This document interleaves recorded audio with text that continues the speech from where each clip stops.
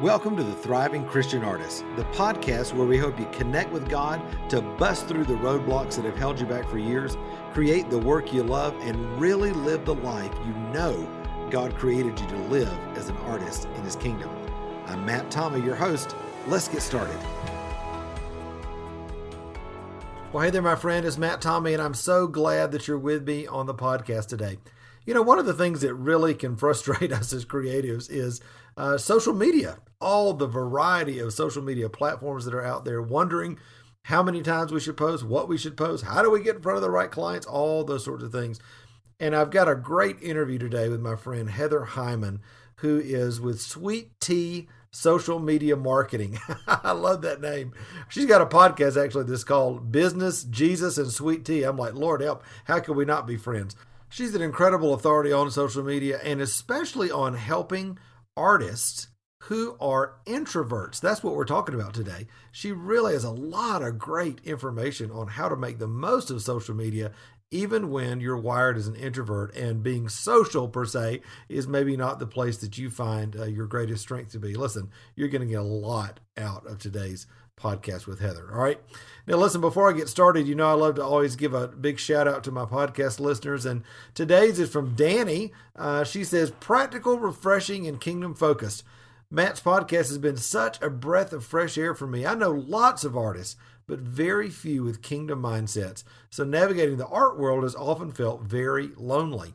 Matt's podcast reminds me that there are other creatives on a similar faith journey out there, and it's often lifted me up when I felt discouraged.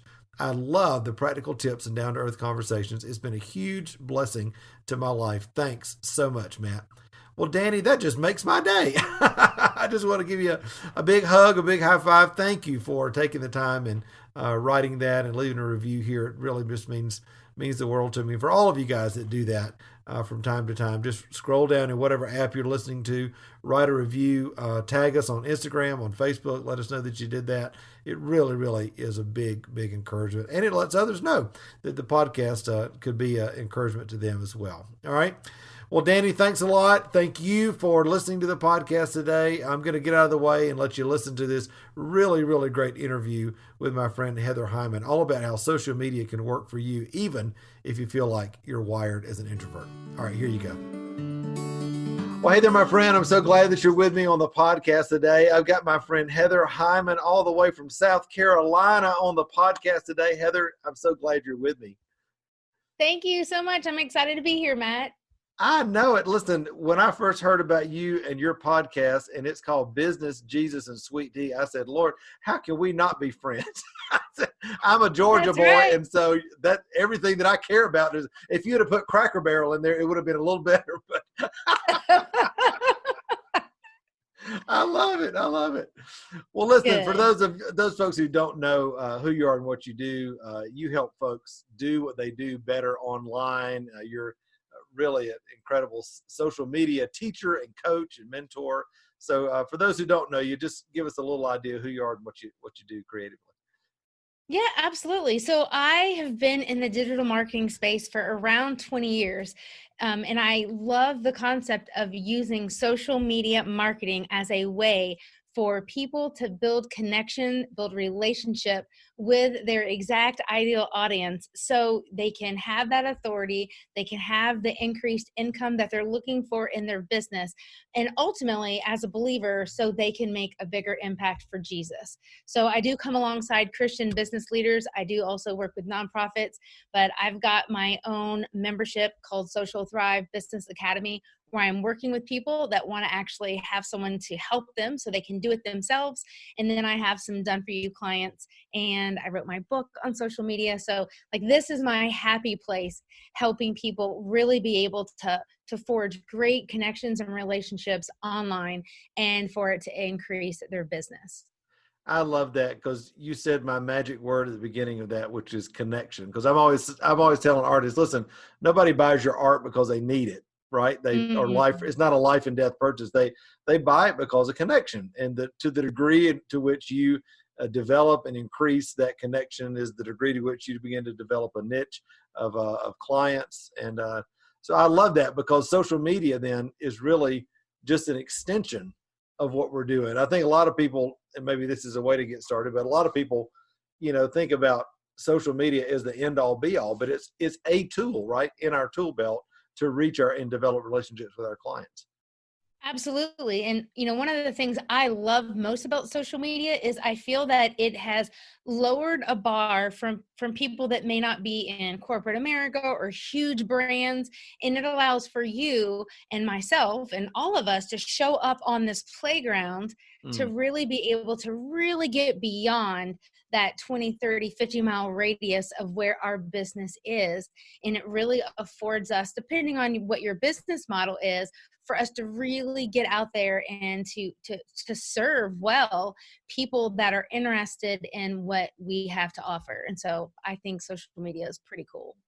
Absolutely. I love it. I think to myself, if you had told me 10 years ago what we'd be doing in media and the amount of people that we'd be able to touch through Facebook, Instagram, podcasts, email, website, all this kind of thing, it really is mind-boggling how it is exponentially growing all the time. And how did you even get, you've been in digital marketing for 20 years. So what did that ramp up look like for you? Yeah, so the short way for me to tell you this in 2 minutes or less is I was a special ed teacher who had worked at a grocery store all through college. And I ended up finding myself, I was married. I got married young. I was in college. And after being married almost 5 years and finding that the person I was married to said they didn't want to be married anymore, and I didn't meet their needs physically, emotionally, spiritually, or intellectually, and they asked me to move out. And so I found myself being 26 years old and devastated. And we had just sold our house and lived in college housing because he was getting his doctorate degree. So he was the student and I pretty much had to leave. And I was, other than just being emotionally and spiritually just feeling so heartbroken, I honestly physically was like, what am I going to do? And so I, at the time, was working at this grocery store full time. And I said, I need to move somewhere, but I have no idea. Are there any jobs in the company? So they transferred me to Hilton Head, South Carolina. I started working 2 days after Thanksgiving. I was working 75 hours a week. I love people, but I was tired of working 2 p.m. to 11 p.m. at night as the single girl who could take all the night shifts. And I ultimately ended up through this thing called ICQ a long time ago. I met the owner of a digital marketing agency in 2000, and he offered me a job with an $18,000 pay cut. And I was so excited so I could work Monday through Friday, 8 to 4 again, which is what I had done when I was a teacher. So that's why I got into digital marketing, is really because I wanted to work normal hours. But I ultimately was on this journey of, in about a 2-year window, working for them, went from being the office manager to a project manager over huge corporate clients like Wilson Sports. And then I worked in the graphic design department and the web design department. So I kind of just got this feet on the fire, on the ground training in digital marketing. I love that though, because the very thing the enemy is trying to use to take us out, God's using as a stepping stone to take you to the next place that he's got for you. And exactly. Yes. I love that. I love that. Well, listen, we talk a lot about social media, building your clientele and your connection with folks, especially in the mentoring program, on my podcast, everything that we're doing. But one of the emails I always get from people is, Matt, you're great at all that because you're an extrovert and I'm an introvert and I don't do things like you. I don't do life like you do. So how do I thrive in social media when I'm an introvert? And I've heard you talk about this before. You really believe that introverts kind of have a leg up when it comes to social media. I do. And I am an introvert at heart. My happy place is being alone in my office. I don't even have music playing. And I love it. That is my happy place. Now, that being said, I do like people. I'm not scared to talk to people. But at the end of the day, however you want to identify whether you are introvert / extrovert, I just think that social media is this resource for us, if you are an introvert, to really be able to shine. And a couple of reasons I think that is: one, if we as introverts believe that what we want to do in our business regarding social media is really just serving well about what it is that we feel that we've got expertise and passion for, that you can muster up the energy and the strength to get out there, because no one's asking us to be social on a topic that we're not interested in. Right. So it's like, if we're here as leaders or as business owners or people that are scaling what it is that we're wanting to pursue, then that passion for what you are interested in doing in your business should, I feel, be a great driving force to be able to show up online. And you can say, I don't feel comfortable doing live video. Great. We'll record the video. Okay, Yeah. you're nervous about, just pretend you're talking to Matt or pretend you're talking to one person and record the video. And like I tell everybody, if you've done it once, the first one's probably going to be terrible. So if I'm telling you that, that can maybe make you just feel better. But the 15th video you make, you're going to just suddenly start to just be more natural. And Yeah. what I think is important to share is, I don't think that there is this formula of a certain personality that you need to try to portray. So if you've got a dry sense of humor, embrace it, because you can't fake a personality type that you're not online. So I don't Because feel that it you will need show to. through just like that, right? Yes, you can't do that, and so I really encourage people, lean into exactly who God made you to be, but be able to just show up like you are alive, right? You can have a dry sense of humor, you can be funny, you can be outgoing, but at the end of the day, whether you're making video content or you're recording a podcast, you're just creating social media content, you just have to know that the people that you are trying to communicate with are real people just like you that are showing up. And Yeah. so embrace the idea of saying, I'm trying to get someone to stop scrolling. I want them to look at my content, and I'm just going to literally just be me and embrace it and show up well. Yeah, that's so good. I was looking through some of my files the other day at the first Unlocking the Heart of the Artist e-course that I did back in like 2011. And I was I didn't even have anywhere to record. I'd gone up to my church. It was like in some workroom that we set up with some bad lighting and all this kind of thing. And I was like, who let me on camera? I was like, this is horrible. But like, the only way that you get better, like you're saying, is to do the ones that are going to be bad, not your best, whatever. You got to get through that. I was just talking to an artist the other day. It's like, everybody has a day one.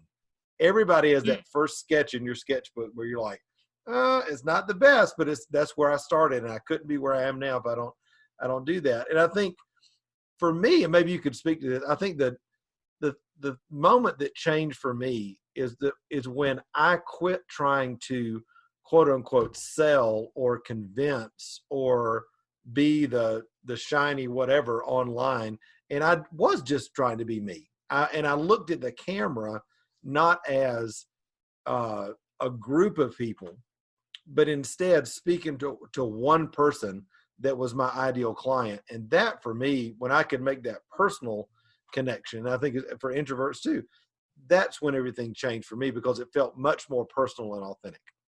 Yes, and I think it also helps us, Matt, go from I'm creating a video or I'm doing this thing that I don't want to do that Matt Yeah. said was a good idea, and I'm like checking a box, to saying I am actually creating something that's going to make someone else's life better or easier, or I'm going to inspire them. And so one of the things I think is cool, especially for introverts that may find some of this content creation and putting yourself out there, it might make you tremble a little bit, is I believe that bite-sized content is something that performs and does well on social media. So I'm not sitting here telling you that you need to go create, go from nothing to a 45-minute training.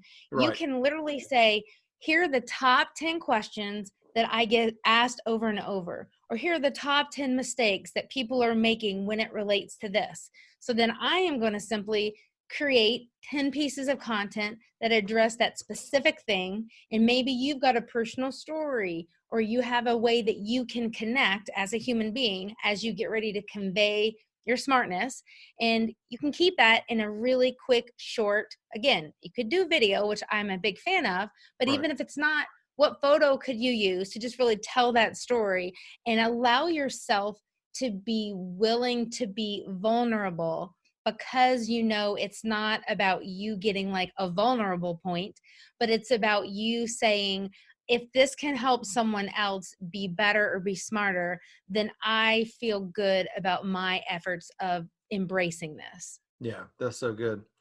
Now you just jumped into um, a topic that I want to kind of uncover a little bit for people that both of us may kind of take for granted. I call it batching. You talked about creating 10 pieces of content right there at once. So that was one of the things I know that was overwhelming for me, and I hear it a lot from people. It's like, how do I create all this content, all that sort of thing? And I'm like, don't think about you having to do it every hour on the hour or whatever. Sit down and create a series of pieces of content and schedule that out so that it doesn't, make you crazy or whatever. You can have a stream of consciousness through that. So what do you think about that? I mean, is batching something that you encourage people to do and as they're planning their Yes. business and social media? Yes, I've got a whole section in my book on batching, because Awesome. I am of the mindset that we all have the same 24 hours in a day, Yeah, and that is something that we can't get back. And so for me, like, I want to spend more time with my husband and my kids, and I want to sure. spend less time in my office if I can work smarter. And so I am of the thought of, half of it is it's brainstorming, and the other half is actually like the creation process. So I like to have like brainstorming sessions, and you can get so much accomplished even if you just set your timer for 5 or 10 minutes. But if you, for example, of what I just said, and you said, what are 10 things that I get asked over and over and over again that I am smart about, that I can help people about, just coming up with what those ideas are is like half the battle. And you Sure. may come up with a list of 50, but then you can prioritize it with your skill set and your experience and say, like, these are really the top 10. So once you've identified, okay, these are the 10 things I'd like to make content about, then you can say, okay, I've got this. And again, you can say, Tuesday's my day, I'm going to make a video, or Tuesday's my day to get this all out of my head and maybe onto paper, if I'm going to maybe more so write it out or blog it. And if Right. you want to say, I'm going to have one day and go, oh, I went to all the effort and I look good and I've got my lipstick on and I've got my makeup on, then I personally, you don't have to, but I just like to change and have maybe 4 different shirt colors. So all Yeah. my videos online aren't this bright red shirt.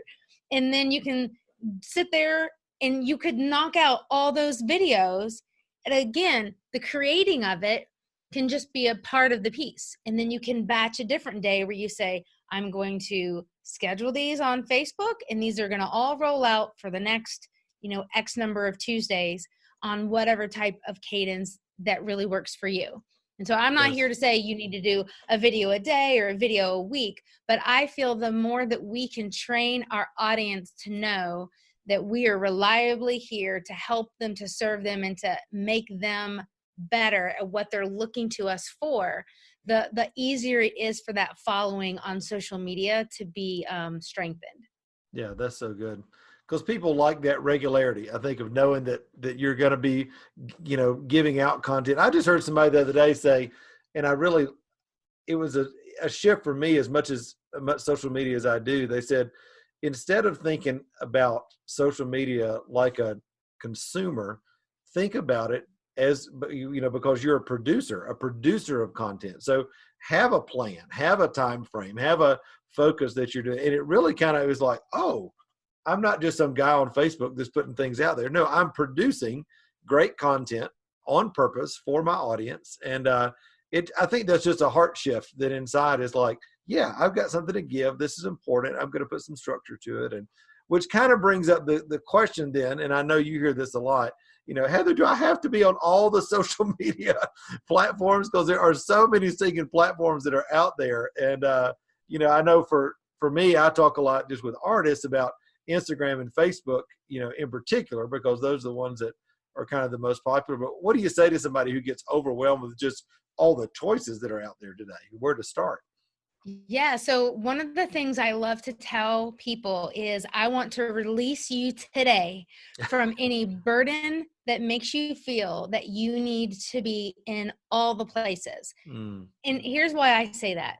Most business owners that I'm meeting that are maybe either coming on social media for the first time, or they're really just trying to get their bearings straight and get super solid. And if they find that they have 2 hours a week, they're spreading their 2 hours a week trying to be on YouTube, Facebook, Instagram, Twitter, LinkedIn, and Pinterest. And if I'm being honest, they look average and a little bit like a not super reliable business because they're halfway showing up everywhere. right. So I recommend businesses pick one top platform, and the way you know who to pick is where are your people already Mm, hanging out and spending the most amount of time. This is where you want to say, where are they? Okay, they're in that playground. That's where I need to go. And then you, as a business owner, be strategic. Make sure you've got the exact type of content that's going to really perform well on that place. But if you have, again, 2 hours, I would rather you spend 80% of your effort. And if it were Facebook for you, to be 80% on Facebook, you look real, you look legitimate, you look like this isn't a hobby, that this is a business. And then if you want to spend 20% of your time sprinkling something on Twitter so it looks like you're there for media purposes or right. whatever your strategy is, then do that. But don't take your 2 hours and divide it equally among all 7 platforms, because depending on the size of your team, if you've got one, if you're just getting going, that can be a huge, overwhelming, and daunting feeling. And I would much rather you be successful on one than look average or poor on 7. That's good. Now I know one of the big things that came out several years ago, and it's still people are using them now, are these platforms. I won't mention any in particular, but that you can go in there and post once, and it distributes it to all the different platforms at once.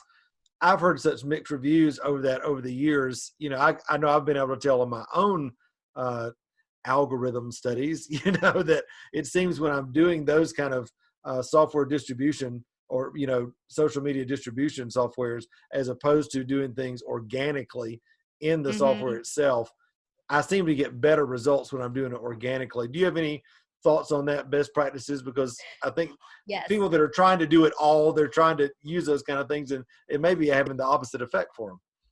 Yeah, so the first thing I'd like to say is I do not think it is a smart, effective strategy to post on a platform and go into the back end settings and say, hey, as soon as I post this on Facebook, I want this to auto post onto Twitter and I want this to auto post onto Instagram. And the reason I don't think that is a good idea is, one, it doesn't look the same over on Twitter when you do that. It's literally like a link and it says facebook.com, and it doesn't make you look good, I believe, on those other platforms. Though I believe your heart is to say, I want to help as many people as possible if I went Right. to the effort to make this. So I don't like auto posting automatically on multiple platforms the exact same photo, the exact same image, because it doesn't look the same on the other platforms. And so, kind of as an alternative, I think that you are much better off having this idea of saying, yes, I went to the effort. I made this 3-minute video. It's great.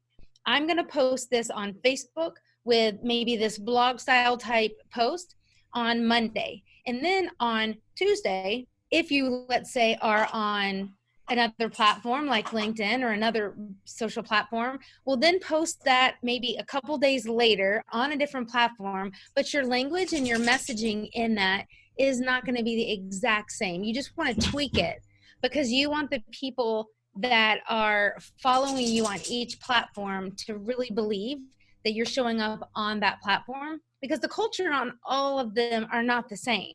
Yeah, absolutely.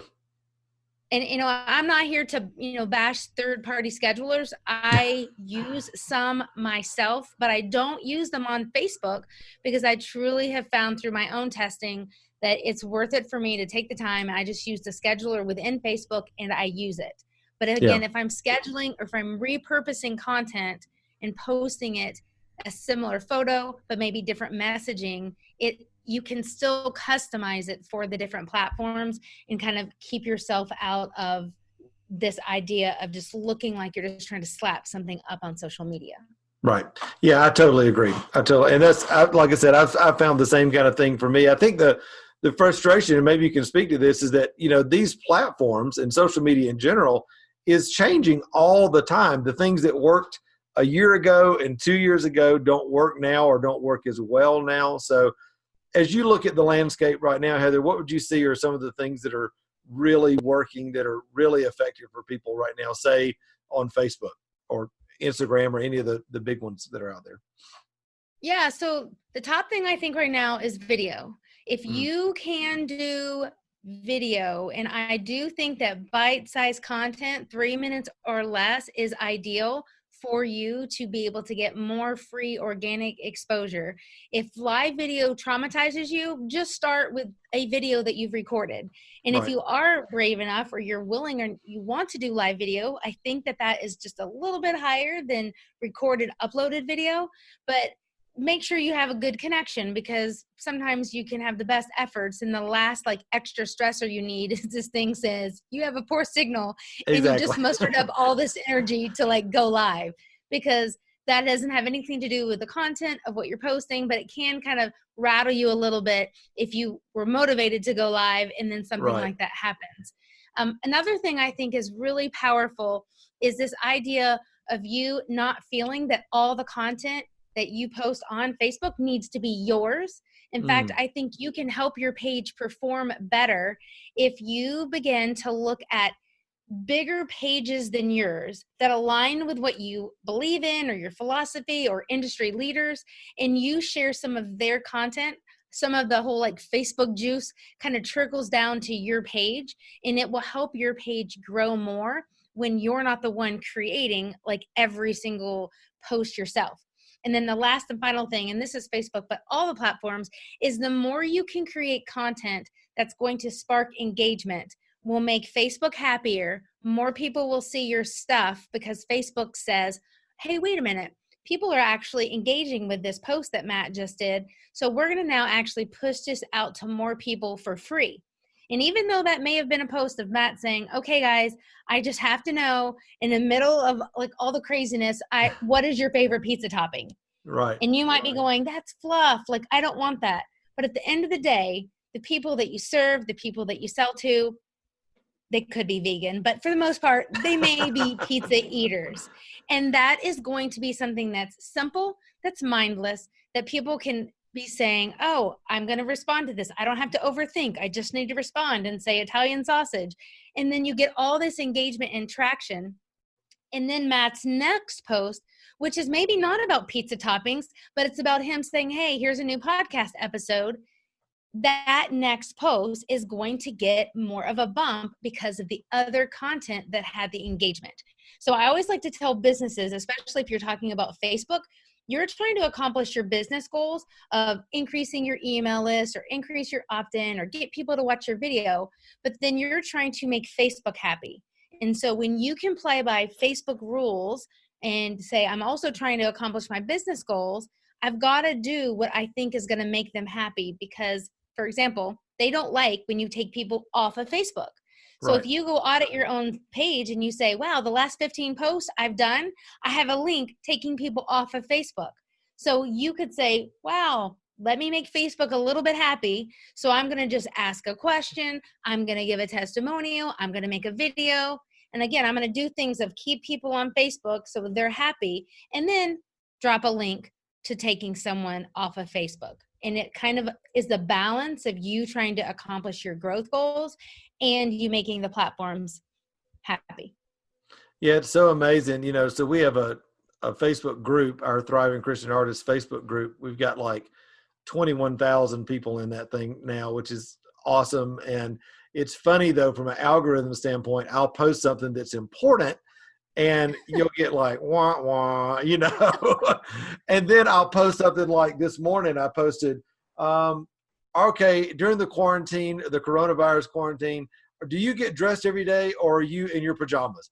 And it's whoosh, hundreds of, and I'm like, this is not the post I wanted. But I totally get what you're saying. It's making Facebook happy. It's building my reputation in that group and online. And that kind of starts to to beg a question, Heather, and I get this all the time from people, personal profile versus business page. And I've always told people it's not a matter of either or, it's both and, because both of them have really, important things that each of them do well, especially from an advertising standpoint and that sort of thing, and being able to retarget people for ads and all that. So what would you say to somebody that's maybe brand new or just stepping into this whole thing, and they're like, I don't know, do I need a business page? Can I just do this with my personal page? Where's that line and benefit? Yeah, so I think everyone who has a real business, and if Facebook is a place that you want to show up, that you need to have the Facebook business page. Yeah. That being said, from a personal profile perspective, I am under the belief that if you are a business owner, and if running that business, or you maybe call yourself an entrepreneur or whatever you identify as, if that's a big piece of your life, then that's going to be a piece that you incorporate on your personal profile.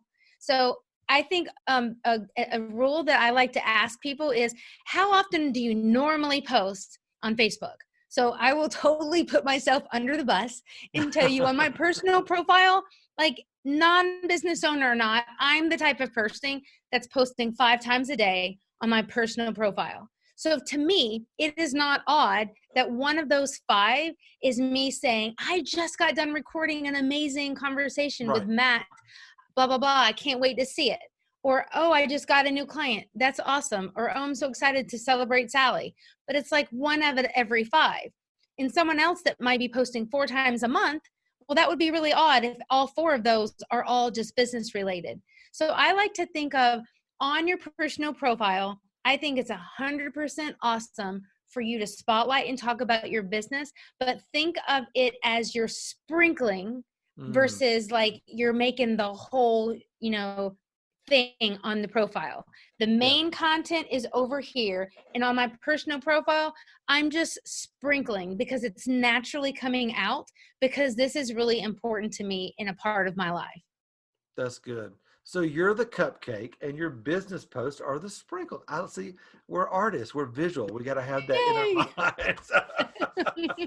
Well, Heather, oh my gosh, we could talk forever. And I know this has been so valuable for me and for my listeners. I know folks are going to want to take the next step with you, follow you on what you're doing on social media, get the resources that you have. So where's the best place that people can connect with you?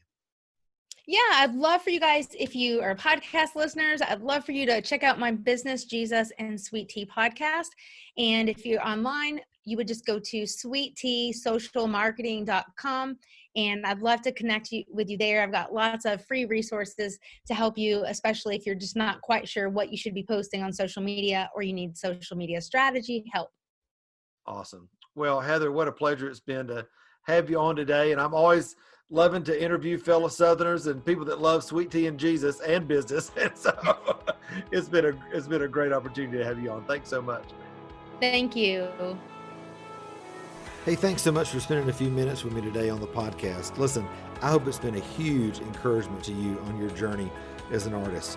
Hey, also, before you leave, make sure to hit the subscribe button so you don't miss any of the other episodes of the Thriving Christian Artist podcast. And also, be sure to connect with me on Facebook, Instagram, or at my website, which is matttommymentoring.com. Until next time, remember, you were created to thrive. Bye-bye.